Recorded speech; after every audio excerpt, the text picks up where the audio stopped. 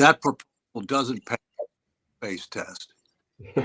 Okay, so as they say on Pawn Stars, it's not going to happen, which means I have job security. And everybody here, I want to make sure Blake got in before, because we know that tax time is coming up like tomorrow.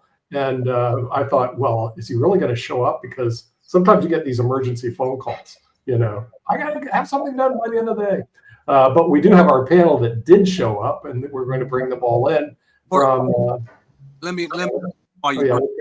Yeah. On several principles. Not all tax cuts stimulate the economy, and very, very few tax cuts pay for themselves. Mm-hmm.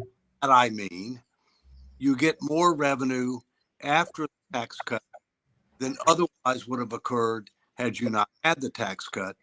Many people try to make that argument by saying, oh, well, the amount of nominal dollars that we have is more than we collect. That doesn't pay for it. There's something called inflation. There's something bracket. The other thing a lot of people don't understand is the wealthy people in this country don't make money based on wages. They make it based on investment. And the tax for investments is much lower than it is for ordinary income. In addition to that, you don't pay social insurance taxes on investment income. And so, look, we need comprehensive tax reform that ends up having more people paying something, the wealthy paying more, and generating adequate revenue so that we can end up, getting debt to GDP curve bending down rather than up. The problem is a lot more of a spending problem than it is a revenue problem, but we're going to have more revenues as a percentage of GDP in order to be able to bend the curve down. We need much more reductions in increases. Math just doesn't work. And while funding the federal government with tariffs, which is what we did in part of the late 1800s, might be something people talk about. It's not credible. While flat tax is something that's been talked about before, but the numbers didn't work. You got to keep in mind the real word fiscal policy, math. But intellectually, a progressive consumption tax is vastly preferable to what we have. But I think it's a bridge too far to go from where we are now to that. And we need to talk also about what's going on in the tariff world. And we're going to bring on our panel. We got Rick Rosner coming in from the Los Angeles area. I don't know if you have anything to say about the tax cuts, Rick, at this point in time. Well, I have to agree with everybody that the very rich don't need to add another $7 trillion to the national debt with a further tax cut. Yeah, we have Shaquille Latmer from Australia. He may have something to say on the tariffs, and I'm sure that also Sasha Starr will have something to say on the tariffs. I don't know how they're affecting Australia and Canada. The Canadians aren't talking to us anymore, but I got Sasha to show up anyway. Australians, you never know about those people. They're down under, and who knows what they do. I don't think we see too many of them. So how did the tariffs affect you down under, Shaquille? Well, as I was saying on the other show, I think Australia's pretty lucky. We're pretty insulated from the rest of the world in so many different ways. And at the moment, the escalating trade war between the United States and China ends up being a positive for Australia, because although some of the products that we are selling to the United States get tariffed, we're actually seeing a fairly significant uptick in the demand for Australian resources from China, where they've diverted their buying to us, and by extension, that'll have a positive effect on New Zealand. In relation to the tax cuts, look, I'm always going to suggest to any country that indirect taxation is a much better way of doing things. I think that whilst I love them, I have to obviously pay heed to what David M. Walker has said about this issue for many years now, that tax cuts rarely actually pay for themselves, which is what people like me always try and say. We always try and say that they do pay for themselves, David and Walker is correct that it's obvious. It's not obvious that they do. But is it going to potentially attract new investment to the United States? Is it potentially going to increase the amount of economic activity? One could argue that could potentially happen. I don't think it's necessarily going to be a matter that it's going to put out of business all of the financial advisors and tax accountants and all of those sorts of people, because I think that the very wealthy are still going to be looking for ways to use things like opportunity zones, free trade zones, and all of those sorts of things. And very often that's not because they're trying to reduce their income tax, because as has been rightly pointed out by many other panelists, income taxes are not really paid that much by the very wealthy. They earn their money in a significantly different way. So I think the US tax code needs to be overhauled. It needs to be simplified. Whether or not getting rid of income tax altogether is a good idea or not, well, it'll be something that we'll have to see. I think Blake made the comment before that Republicans have the House, the Senate, and the executive. So I think you'd have to be a pretty brave Republican if you were to oppose a tax cut.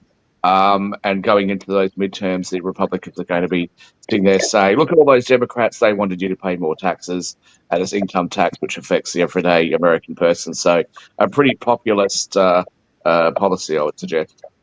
Right. Mark, you have a question? Yeah, I do have a question, and it's actually based on something that Shaquille said, but I'm curious to see David's thoughts around this and everything, because I've heard some people that are economists and world leaders that have talked about this and everything. How much are we going to have to deal with when we come to tariffs, what I would use as a sports analogy, saying the end around, where people will be going to somebody like Australia that has a good relationship with China and basically telling it to us, but through them, because they've got a better relationship. So if I can use the sports analogy, how much do you think we're going to see a lot of people doing basically an end around and going through another country that has a better relationship with us than currently China does? Well, we've seen that happen. Sorry, I thought it was for me. Go for it, David. David. Yeah, that's happening now, and that will continue to happen. Okay.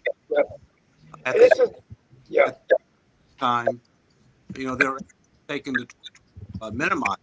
For example, China has built a lot of facilities in Mexico in order to get around the higher tariffs, but directing from China. So people are always going to try to find loopholes. I look forward to when we end up talking a little bit more about tariffs in a broader. But people, just like water, it goes to the weak. We'll go to Canada and see what our friends, if we still have any friends in Canada left after this, Sasha Starr has to say about these tariffs. What is the Canadian response? Well, you've got a Canadian response. We are not going to be a 51st state of the United States. We will oppose and hit back with our own tariffs.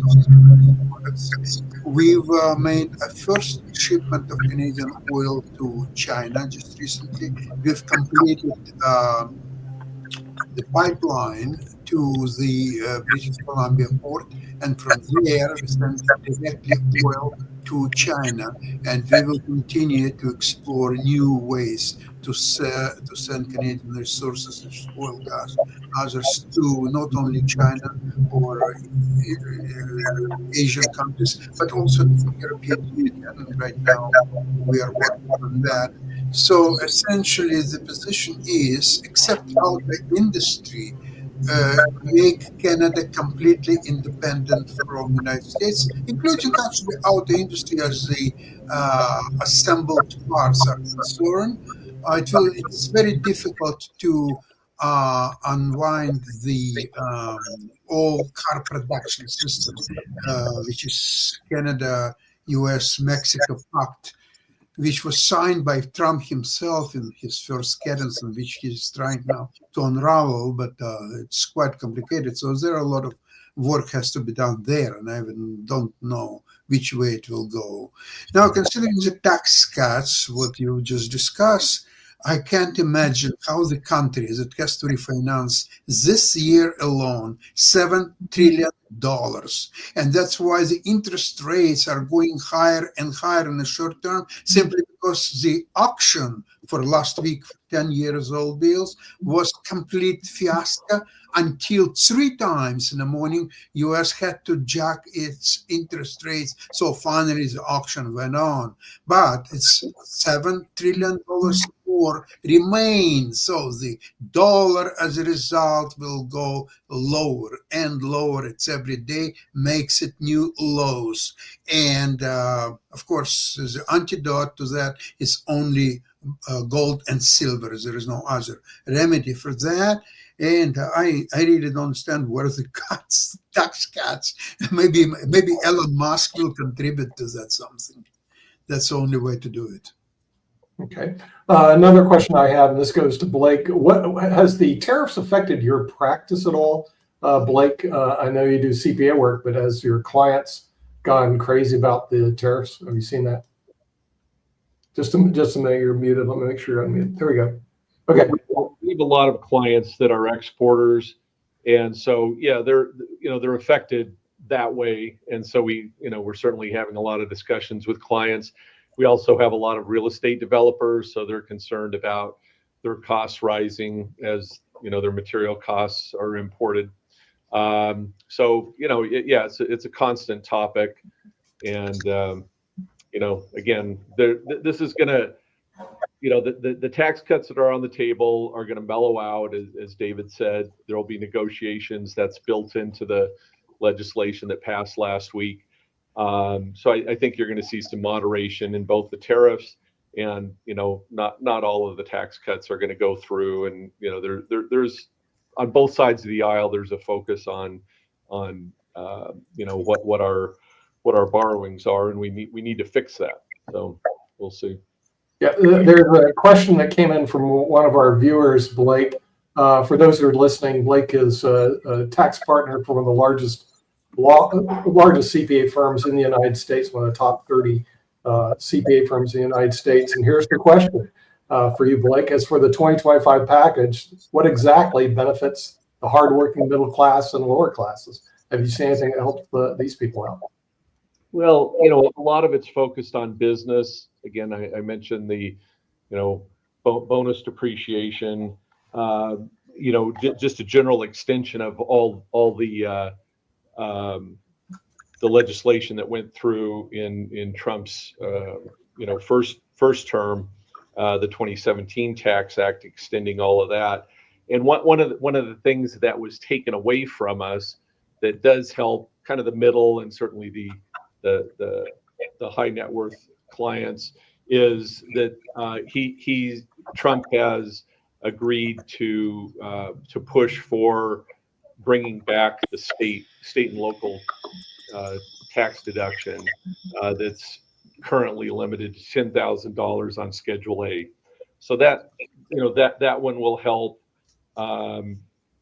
Again, there are a lot of provisions in there for manufacturings, maybe lowering the C Corp tax rates from 21 down to 15, and those the middle class would see that hopefully in lower costs, because we know that businesses increase their costs when their taxes and tariffs go up.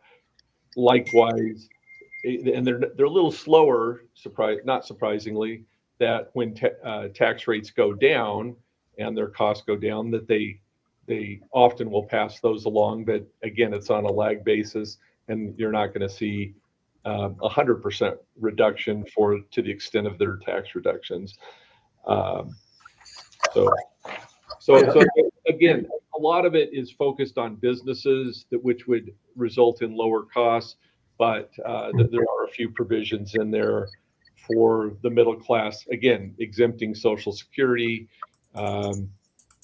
exempt, and I'm not real. I think, again, I'm still for progressive tax rates. I don't think the ultra rich should not pay anything on their Social Security benefits, but a reduction would be nice. And then again, the eliminating taxes on tips. I'm okay on that one, but I'm not real keen on the overtime because I think there can be a lot of abuse there. Okay. David, you have comments? I think you have to separate taxes between corporate and individual. Let's start off with where we are right now, which is the Trump tax cuts are in effect now. They're supposed to expire at the end of 2025 unless they're extended. Okay. Our corporate tax system make improvements, but it was not competitive before the 2017 tax code change.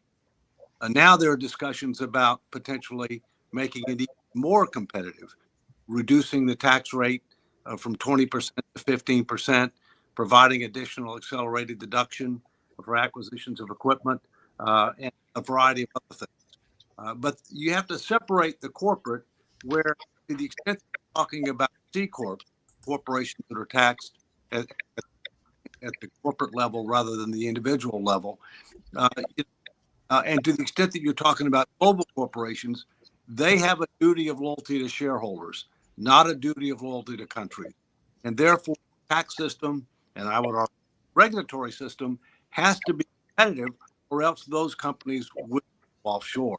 If you on the individual side, you need to keep in mind that while the top percent pay a significant majority of the overall income, that there are at least major kinds of taxes on individuals. There are payroll taxes, which you pay for security and medical, and most individuals pay more in payroll taxes than they do income.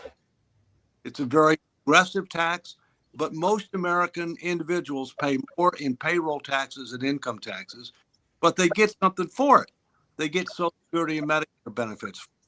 In the case of income taxes, you have to keep in mind that over 40% of individuals who file income tax returns pay zero income tax, zero. And that about 20% of all individuals who file individual income tax returns get rebates because of the earned income tax credit, child care tax credit, and certain other refundable tax credit. So the truth is that, a whole range of people benefited from the 2017 Tax Act. We took a lot of people off the tax rolls. One of the reasons a lot of people came off the tax standard deduction was significantly increased.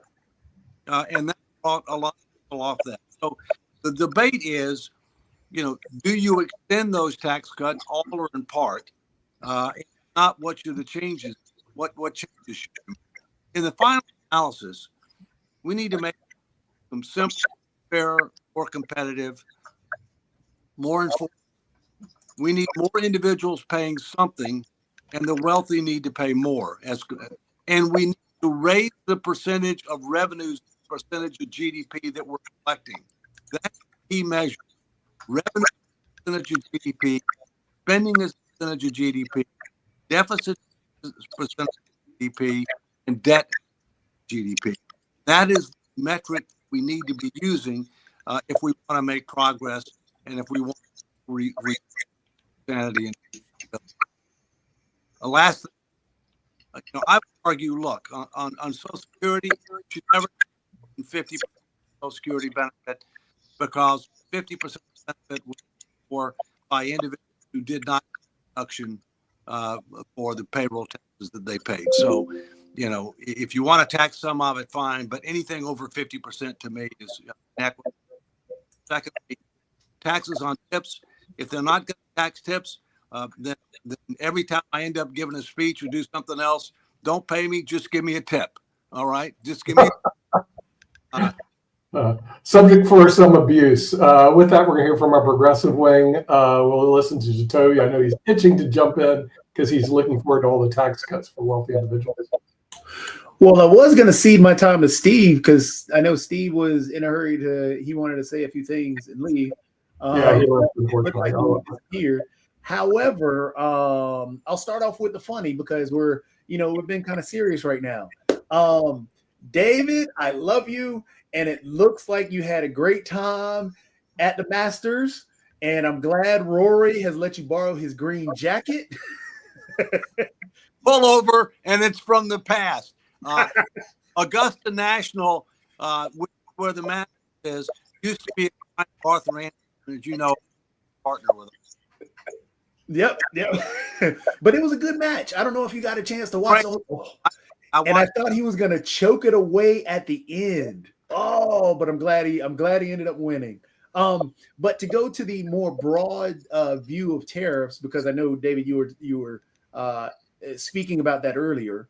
And from the way the application has gone felt a little protectionist, and that protectionist is kind of confusing in the sense that how, for example, with the tariffs that are on China, and then he throws them on, then decides now I'm going to pull tariffs away from cell phones and other items that my donors, for example, the iPhone industry, I can't remember his name right now, with iPhone, he pulled those tariffs and stuff like that because that was going to hit them pretty hard.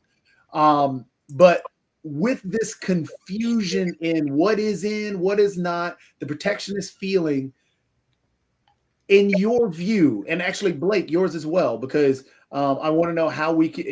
The idea is supposedly to replace taxes with tariffs and make that money up. How much money are we going to have to make up to fill that tax void? But in the tariff view,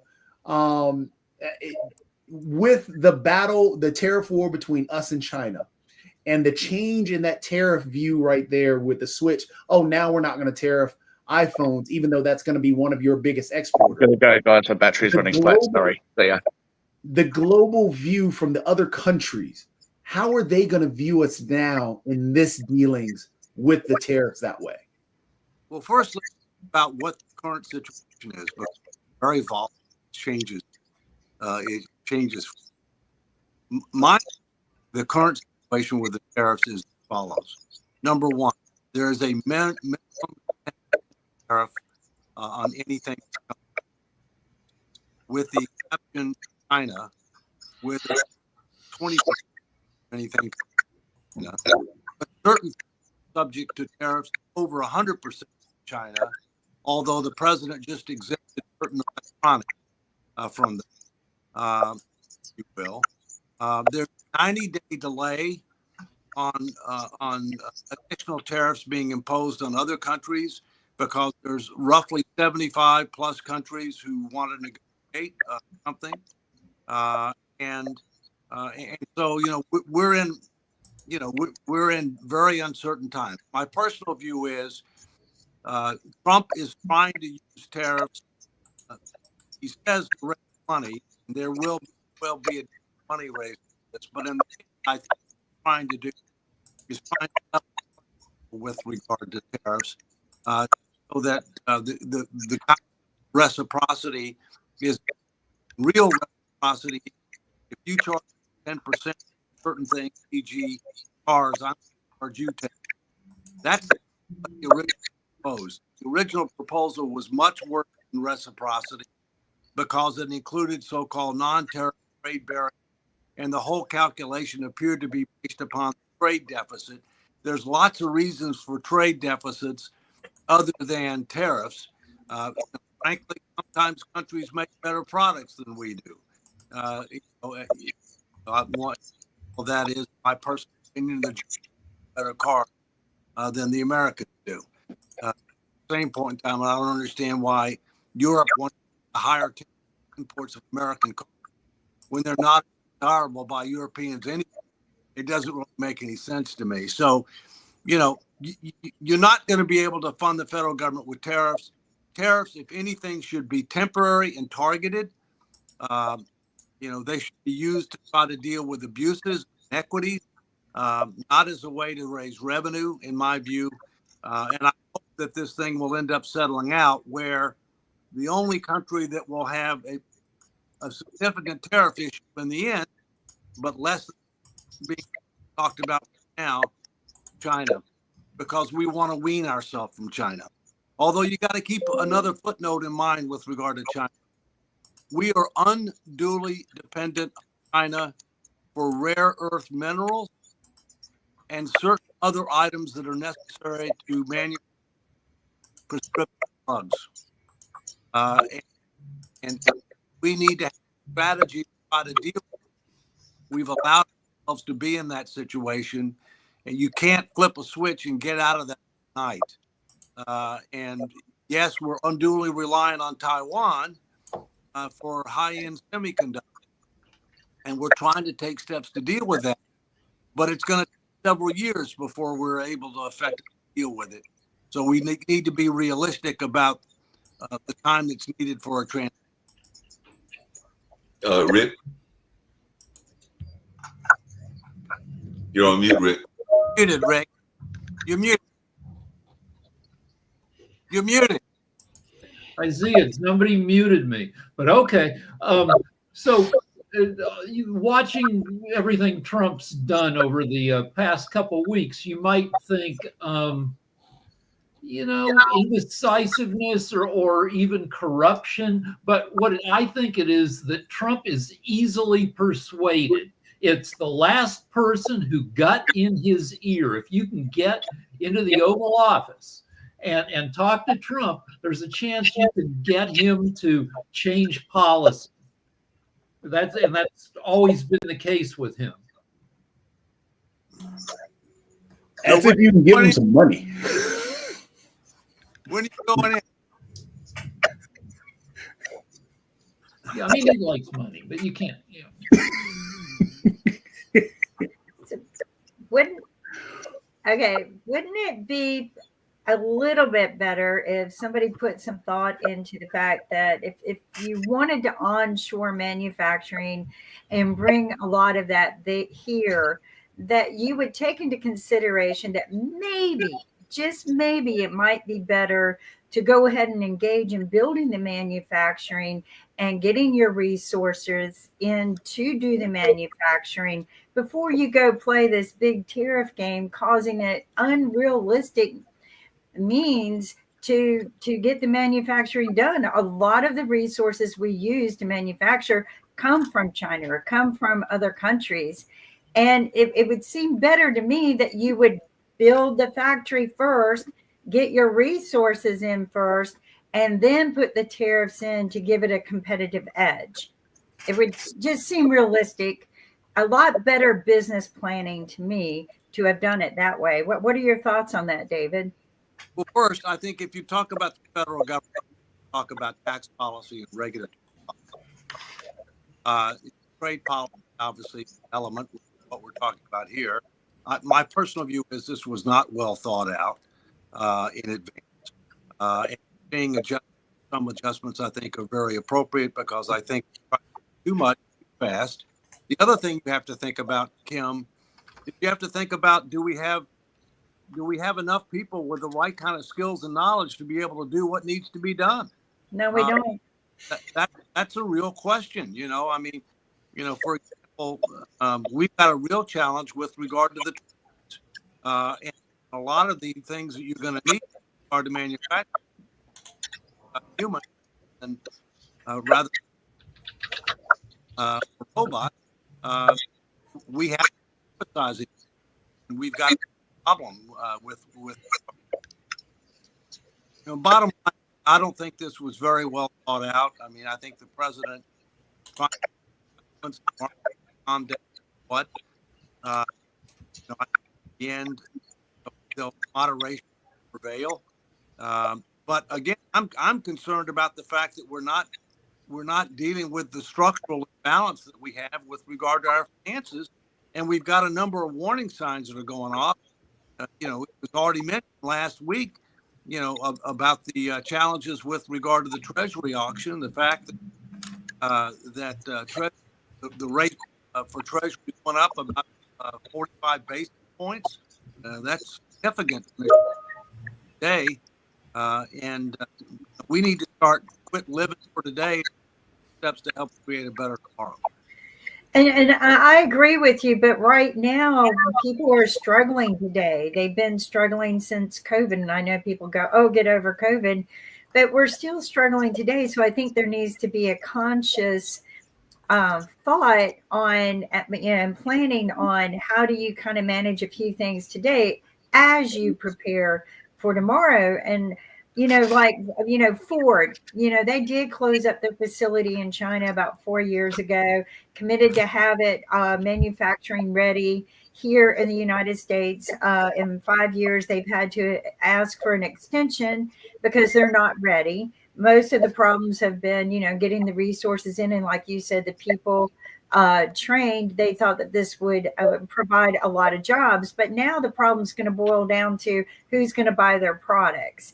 But if they're not getting the resources they need to manufacture without a lot of tariff on it, they're going to run into some problems in the competitive edge area. So I just don't think anyone is really putting into consideration. I think they're just swinging an axe. And, that's the other thing is manufacturing crashed and burned here in the United States. We need to ask what caused that, because a lot of people invested a lot of money in their own personal training. Just like you said, you got to be trained to go work for these manufacturing facilities and do the research and analysis and the testing. And then, a bunch of people like Musk and Doggy came in and said, you know what, Bean Counting here says this isn't profitable. We're going to cut all of this and outsource it to another country. So you got to take a look at why did they close down and how do you prevent that? And I don't think anyone is doing that either, David. I would say, Kim, that the unions are primarily responsible for chasing a lot of the manufacturing offshore. And to your point, which is a good one, that hey, should we have front run this and built the manufacturing plants first? But that's a 4 to 6 year.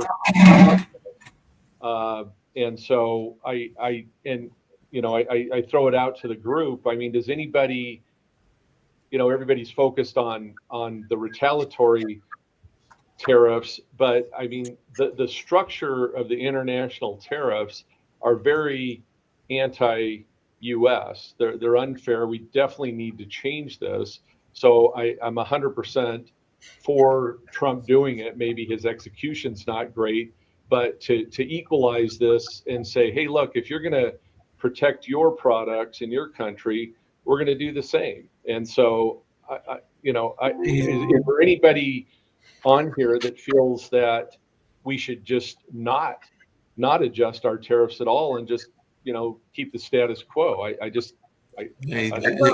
think that there would have been, because we have agreements in place. And I agree that, and David has said this as well, that zero tariffs would be fine with me. Start with a bottom balance, but explain the history of why they exist to begin with. There was a purpose for them at one time. If the purpose no longer exists, then sit down like grown men or adults and renegotiate them, but don't back out of your agreements. But I think that they're being used for retaliation because Canada said no, and because Ukraine is not giving him what he wants. I think that they're being used more for mudslinging and retaliation and strong arming than they are for the intended purpose. But I truly believe if you're trying to do this to make things better for America, you would have started with, and yeah, it's going to take a long time to get any manufacturing up. I don't know why anyone promised it like it was going to start tomorrow, but mining can start tomorrow, and they have lowered the restrictions on children labor. So, mines can open up. They've already approved to strip the lands, the federal lands of the wood. So, I mean, we can do the mines and prepare the resources until manufacturing's built. Like a comment that I'm back on. I think this administration has some good ideas in certain regards, but on about executing it, a lot to be desired. And I'll give you two prime examples of that.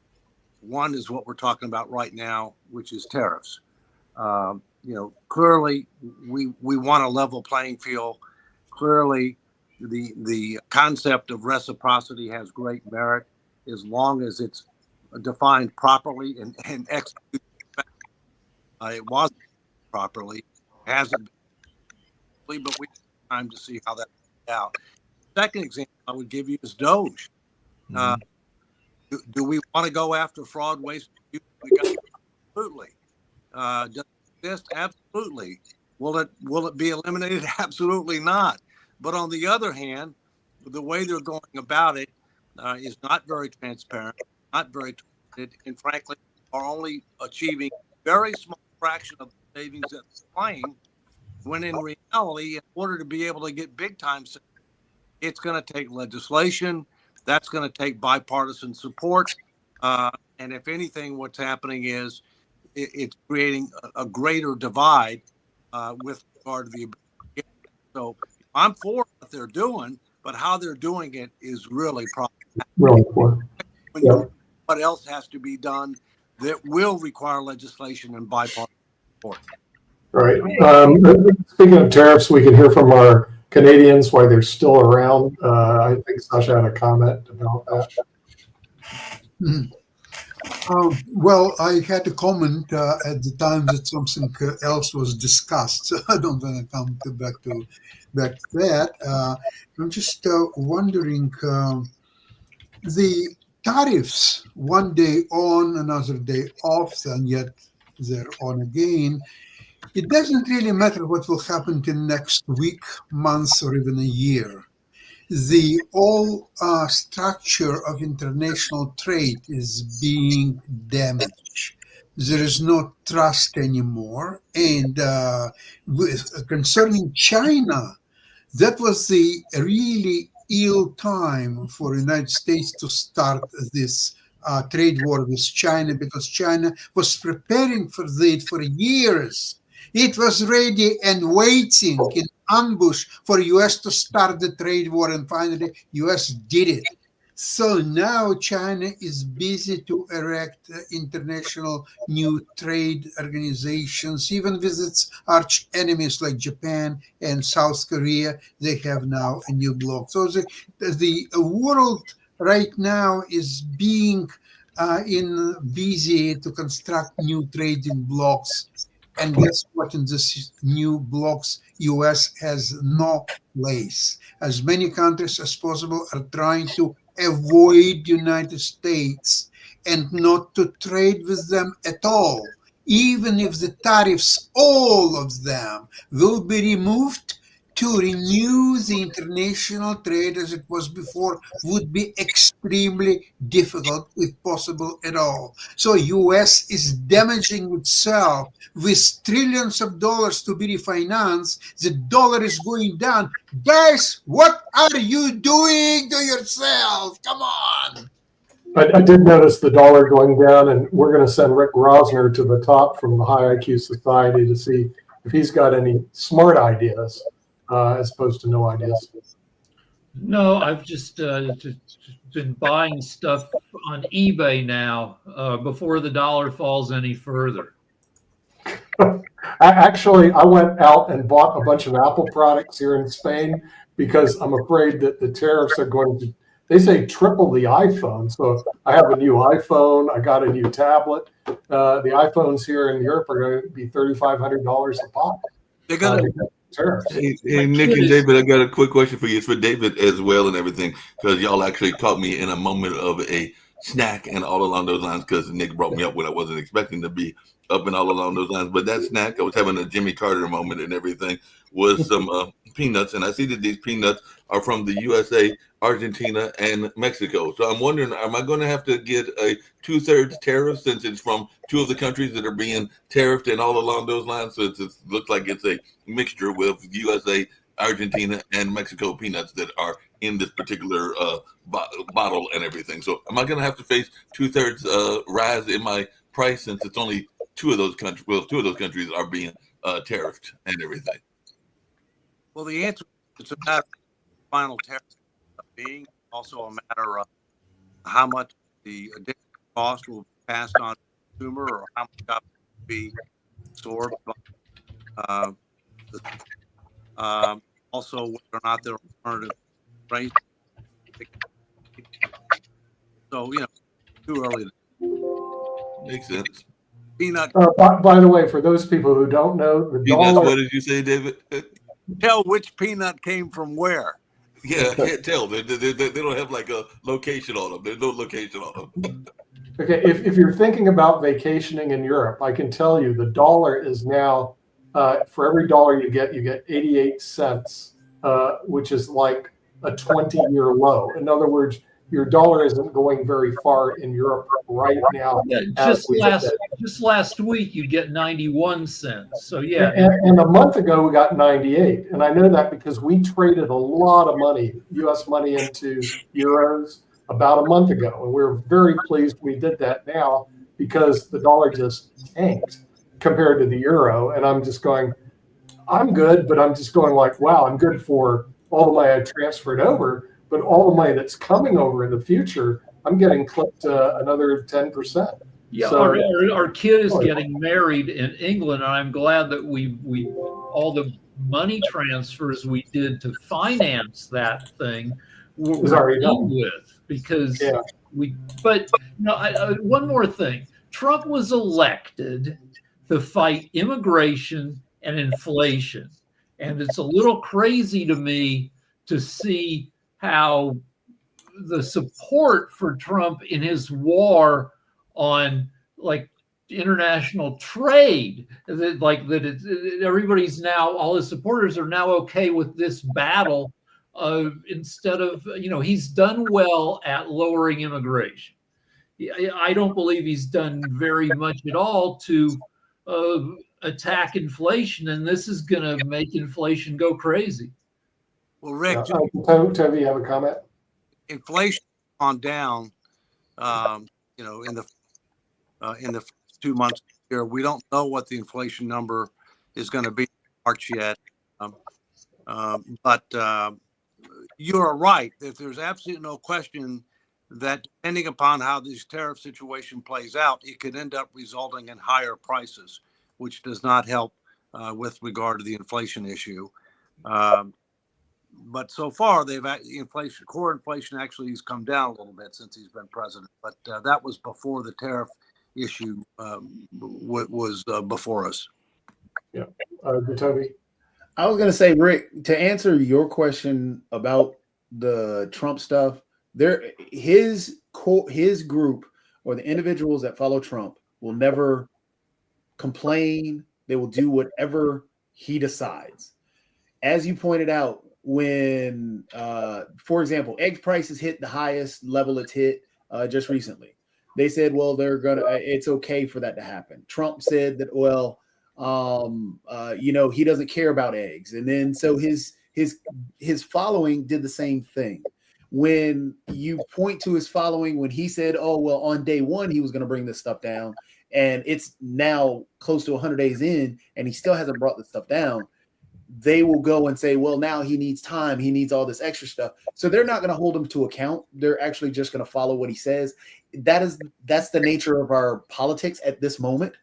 And that's just the sad reality of what we have to deal with. He has lost 10 points. If you look at the poll aggregator, Real Clear Politics, he's lost 10 points in net approval in about 80 days. So he might still have his base, but he is leaking support from everybody else.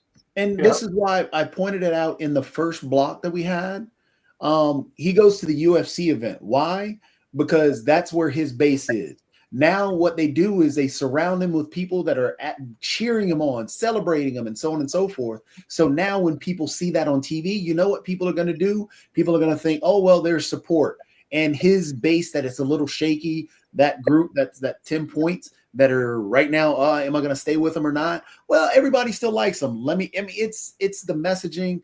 That is what is politics. As David Walker will remember, because he worked with the guy, Clinton gained tremendous support by moving to the center, by listening to what a majority of the people wanted and moving there. Trump, over his 4+ years as president, has never shown an inclination to pick up more support by being more centrist. And, you know, a zillion Americans would embrace him if he did. And I agree with Democratic Senator John Fetterman, who said, if you're cheering against Trump, you're cheering against America. No, I can't go with that. I want Trump to do well. I don't want him to scuttle. So what you're saying there is the same thing that we said at the top of the hour. I mean, we have to have the ability to be critical of our politicians and people in power. If we say that we cannot be critical of somebody, for example, I completely agree with what Dave said. I think Dave is spot on at the very top when he talked about tariffs. Yes, we need tariffs. Everybody agrees with that, but the application is wrong. And what Trump's policy on that tariffs right now, how he's using that is wrong, and how we can use them in a right way. That's being critical of Trump and saying, that's not saying I hate America because I hate tariffs. No, that's saying we've got to be able to think logically. And this is what I wanted to harken back with when this is another reason why I love listening to Dave, because when Dave started out and Blake, you brought up the situation with the taxes, and Dave, you came in and said, not all taxes are good. That is true. That's a nuanced approach, and that's something that we need to think about. But that's not being critical of all taxes. Let me say one quick thing. So I want Trump to make good decisions based on advice from good people, but he gets advice from this Peter Navarro guy who hasn't been good at economics since 2016. We all want the thing. And with that, we're at the hour, so we have to leave. I want to thank our special guest, Blake Christian, who's a CPA with one of the largest CPA firms in the United States of America, who's their tax expert. The Honorable David M. Walker, the former Comptroller General of the United States, and our audience in the United States and, of course, around the world watching economics with the Honorable David M. Walker. And we'll see you next week. Take care. Bye-bye. Thank you.